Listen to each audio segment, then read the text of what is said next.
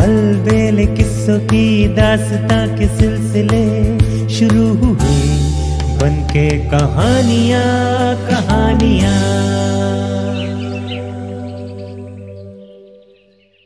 आइए सुनते हैं। एक गरीब ब्राह्मण था जिसकी 7 बेटियां थी। बेटा कोई नहीं था। ब्राह्मण की पत्नी बहुत बीमार हो गई।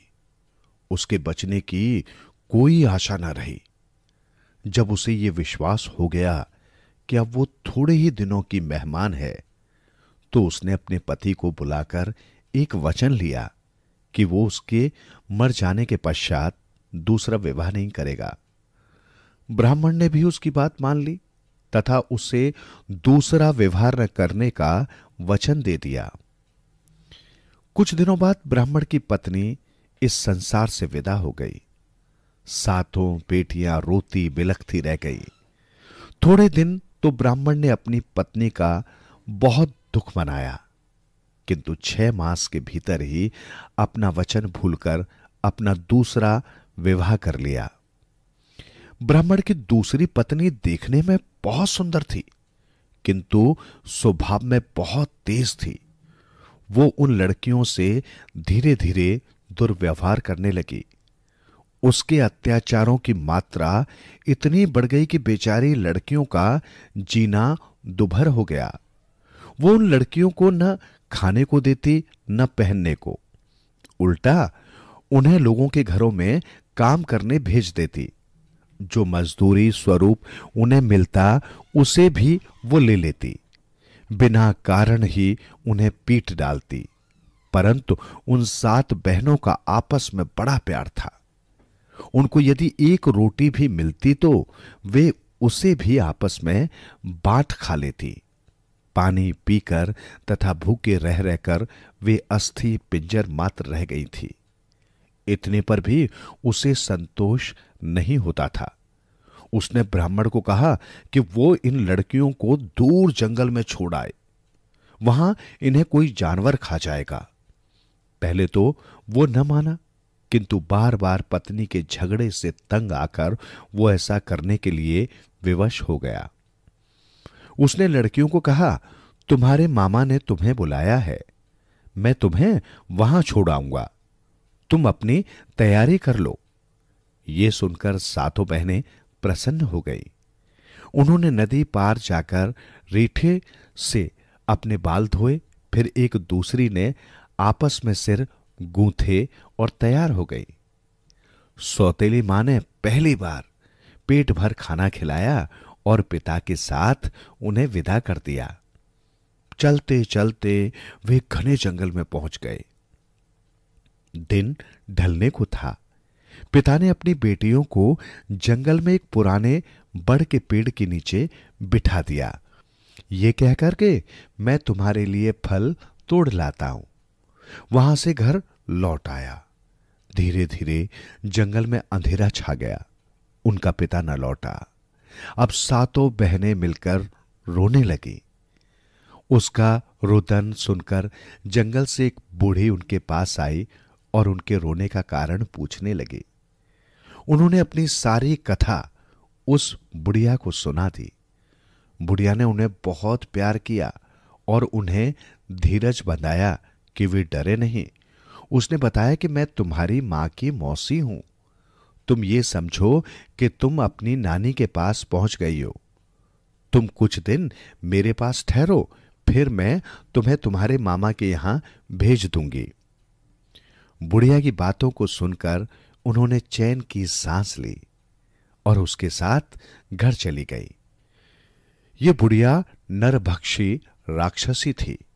उसकी तो ईद हो गई। उसने सोचा, यदि मैं इन 7 को एक साथ मार दूंगी तो इतना मांस कौन खाएगा, और यदि एक एक को मारूंगी तो इन्हें पता चल जाएगा और ये भाग जाएंगी। उसे एक नया तरीका सूझा। उसने महीना भर उन लड़कियों को खूब प्यार से रखा और खिलाया पिलाया। फिर उन्हें अपने घर का कामकाज संभाल दिया। 7 बहनों ने सौतेली मां के दुर्व्यवहार से मुक्ति पाई और आपस में प्रेम से रहने लगी। एक बार बड़ी बहन को घर में एक तिल मिला। सातों बहनों ने थोड़ा थोड़ा बांटकर खा लिया। अर्थात बहन एक दूसरी को दिए बिना कुछ न खाती थी। लड़कियों की सेहत खूब बन गई। तब बुढ़िया के मुंह में पानी भर आया। उसने 6 बहनों को जंगल में पशु चराने भेज दिया और सबसे बड़ी को घर में काम करने के लिए रख लिया। जब ये 6 बहनें जंगल में चली गईं, तब उसने बड़ी लड़की को जुएं देखने का बहाना बनाकर उसे अपनी जांग पर गर्दन रखकर लेटने को कहा। जो ही उसने गर्दन उसकी जांग पर रखी, बुढ़िया ने उसकी गर्दन काट डाली। उसने उस दिन पेट भर मांस खाया और शेष पकाकर रख दिया। लड़की का सिर अनाज के पेड़ू, बांस का बना अन्न रखने का पात्र में डालकर ढक दिया। शाम को सभी बहनें घर लौटी तो उन्होंने अपनी बड़ी बहन के बारे में पूछा कि वो कहां है। तब बुढ़िया ने बताया कि तुम्हारा मामा आया था, वो उसे अपने साथ ले गया है। लड़कियों ने उसकी बात पर विश्वास कर लिया। इस प्रकार 3 महीने बीतने पर उसने 5 बहनों को पशु चराने भेज दिया। छठे को घर में रख लिया। जब उन्होंने दूसरी बहन के बारे में पूछा, तब भी बुढ़िया ने यही कहा कि मेरे मना करने पर भी तुम्हारा मामा न माना और उसे ले गया। कहता था कि बड़ी बहन का मन नहीं लगता। उन्होंने फिर उसकी बात पर विश्वास कर लिया।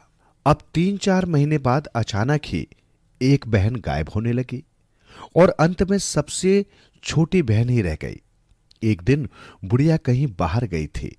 उस लड़की ने मकान की ऊपरी छत में जाकर यूं ही कौतूहलवश उस पेड़ू का ढक्कन उठाकर झांका तो उसकी चीख निकल गई। उसे समझने में तनिक भी समय न लगा कि ये बुढ़िया नानी नहीं अपितु एक राक्षसी है। वो बुढ़िया के मकान को आग लगाकर उसी बड़ के नीचे खड़ी हो गई जहां उनका पिता उन्हें छोड़ गया था, और उसने बड़ से प्रार्थना की कि हमारे पिता ने हमें तुम्हारे नीचे बैठाया था, अब तुम ही रक्षा करो। इतने में उसने क्या देखा कि बड़ की शाखाएं सामने वाले पेड़ की ओर झुकी, मानो उन्होंने उससे कुछ कहा हो। देखते ही देखते सामने वाला पेड़ तने के पास से फट गया। वो लड़की उसमें बैठ गई और पेड़ पुनः उसी स्थिति में आ गया जैसे पहला था। इस प्रकार वो छोटी लड़की पेड़ के तने में छिपकर रहने लगी। एक बार एक राजा शिकार खेलता हुआ उस जंगल से निकला। उसकी दृष्टि उस सीधे पेड़ पर पड़ी। उसने अपने सेवकों को आज्ञा दी कि इस पेड़ को काटकर इसकी लकड़ी मेरे महल में पहुंचा दो। आज्ञा मिलते ही सेवकगण कुल्हाड़ी लेकर पेड़ को काटने में जुट गए। जो ही उन्होंने पेड़ पर कुल्हाड़ी चलाई, पेड़ के भीतर से आवाज आई, भाइयों, ऊपर से काटना, नीचे से काटना, किंतु बीच में कुरेद कर निकालना। नौकरों ने सारी बात राजा को सुनाई। पहले तो उनकी बातों पर विश्वास ही न हुआ, परंतु जब उसने अपने कानों से सब कुछ सुना तो वैसा ही करने को कहा। अतः नौकरों ने पेड़ को पहले ऊपर से काटा, फिर नीचे से काटा, बीच में से कुरेद डाला। जब कुरेदते हुए थोड़ी सी छाली कटी थी तो राजा ये देखकर चकित रह गया कि उसमें से एक अत्यंत सुंदर युवती निकली। राजा ने उस वन सुंदरी को देखा और उसके रूप और लावण्य पर विमुग्ध हो गया। वो उस लड़की को आदरपूर्वक अपने महल में ले गया और उससे विवाह कर उसे अपनी रानी बना लिया। लड़की अब राजमहल के संपूर्ण सुखों को भोग करने लगी, किंतु उसे अपनी सौतेली मां के दुर्व्यवहार और बहनों के प्यार की याद नहीं भूलती थी। जब उसे अपनी बहनों के कटे हुए सिरों की याद आती तो वो अकेले में फूट फूट कर रो उठती। समय बीता, रानी ने एक पुत्र को जन्म दिया। उस समय उसे अपने माता तथा पिता का ध्यान आया। उसने कुकू पक्षी को पाला और पढ़ाया। उसे कुछ वाक्य रटा दिए और कहा कि अमुक स्थान पर उसके पिता का घर है। घर के समीप बड़ का पेड़ है। तुम वहां जाकर बार बार ये वाक्य बोलना, 7 बहनें थी, 6 राक्षस ने खा ली, 7वीं राजा ने ब्याही, उसे बेटा हुआ, उसने बाप को बुलाया, चोलू टोपू मंगवाया, कुकू उड़ा और उड़कर उसके मायके पहुंच गया। बड़ पर बैठ वही वाक्य दोहराने लगा। ब्राह्मण ने ब्राह्मणी से कहा, सुनो तो ये पक्षी क्या कह रहा है। जब ब्राह्मणी ने उसे सुना तो वो कहने लगी कि ये हमारी ही बेटियों की बात कर रहा है। ब्राह्मण ने कुकू को चूरी खिलाई और अपनी लड़की के घर का पूरा पता समझ लिया। फिर उसने छोटे बच्चे के लिए चोलू टोपू लिए और बेटी के पास पहुंच गया। जब बेटी ने अपने पिता को देखा तो वो गले मिलकर बहुत रोई। आज उसे कई दिनों बाद कोई अपना मिला था। पिता द्वारा लाया हुआ चोलू टोपू बालक को बड़े चाव से पहनाया। उसने पिता को बड़े आदर सत्कार के साथ महल में रखा। प्रतिदिन ब्राह्मण की खातिर होती। इस प्रकार लड़की के पास रहते रहते ब्राह्मण को जब 6 महीने बीत गए तब उसे अपनी ब्राह्मणी की याद आने लगी। उसने अपनी बेटी के घर से जाने की बात कही। बेटी ने पिता को बहुत सा धन दिया तथा अपनी मां के लिए एक सुंदर सी पिटारी भेजी। उसने अपने पिता को बतलाया कि वो मां से कहे कि मां इस पिटारी को नहा धोकर निर्वस्त्र होकर एक बंद कमरे में खोले और फिर इसमें रखे बहुमूल्य वस्त्र व आभूषण को पहने। पिटारी व धन को लेकर ब्राह्मण घर को लौट आया। लड़की द्वारा किए गए सद्व्यवहार तथा अपने द्वारा किए हुए दुर्व्यवहार की याद ब्राह्मण को मन ही मन कचोट रही थी। कई दिनों बाद ब्राह्मण घर पहुंचा। उसे देखकर ब्राह्मणी अत्यंत प्रसन्न हुई। बेटी द्वारा दिए गए धन को पाकर तो वो फूली न समाई, क्योंकि उसने जीवन में प्रथम बार ही इतना धन देखा था। ब्राह्मण ने पिटारी देते हुए उसे सब कुछ बतला दिया कि इसे कैसे और कब खोलना है। रात भर ब्राह्मणी सुबह की प्रतीक्षा करने लगी। सोचती थी कब प्रातः हो, कब वो नहाए और कब पिटारी खोले। प्रातः ही वो नहाकर एक कमरे में बंद हो गई और उसने पिटारी का ढक्कन खोल दिया। पिटारी के खुलते ही हजारों बिच्छू, सांप, भिन्न तथा अनेकों विषैले जीव उस पर डंक मारने लगे। वो जोर जोर से चीख पुकार करते हुए कहने लगी, अरे ब्राह्मण, मुझे तो खा लिया। बाहर से ब्राह्मण उत्तर देने लगा, मैं बहुत कुछ खा चुका हूं, तुम खाओ। धीरे धीरे चीख पुकार कम होती गई। ब्राह्मण वहां से दूर भाग गया। कुछ दिनों बाद जब वो अपने घर वापस पहुंचा तब उसने अपनी ब्राह्मणी के गले हुए शव को देखा। उसका संस्कार कर वो पुनः अपनी लड़की के पास लौट गया और सारा वृत्तांत उसे सुना दिया। पिता अब लड़की के पास ही आराम से रहने लगा।